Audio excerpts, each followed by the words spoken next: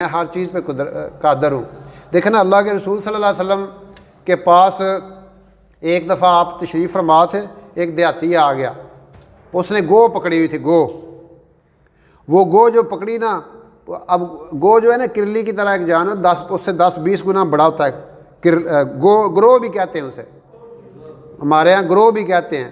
تو وہ لے کے آیا، وہ مردہ گو تھی، تو وہ آ کے نا کہتے ہیں کہ میں نے آپ سے زیادہ جھوٹا بندہ نہیں دیکھا، استغفر اللہ۔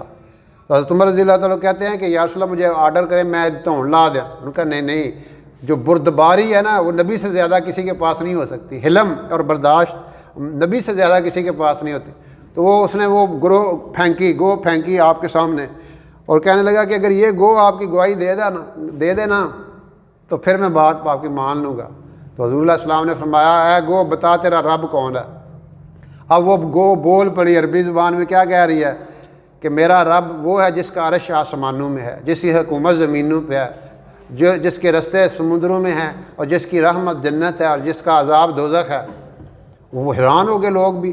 اس نے کہا کہ اے گو بتا، میرے بارے میں بتا۔ انہوں نے کہا کہ آپ خاتم النبیین ہیں، آپ محمد مصطفیٰ ہیں، امامت مجتبیٰ ہیں، آپ اللہ کے آخری نبی ہیں، جو آپ پہ ایمان لایا وہ کامیاب ہوا۔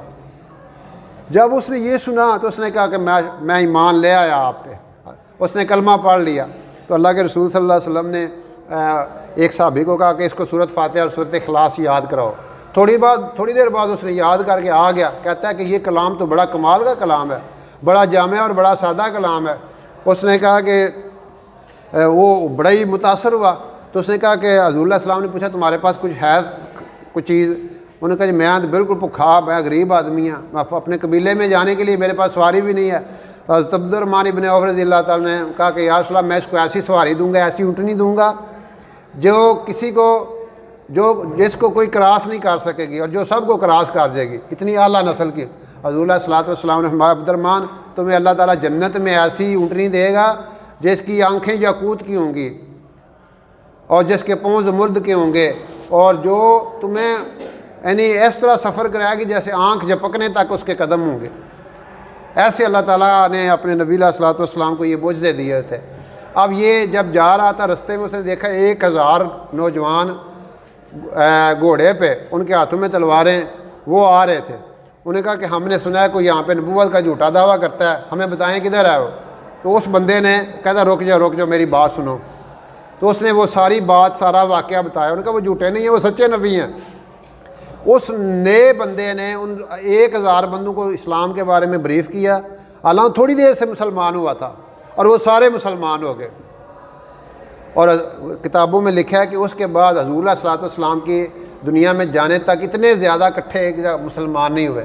وہ حضور علیہ السلام سے پوچھے یا رسول اللہ میں بتائیں ہم کیا کریں؟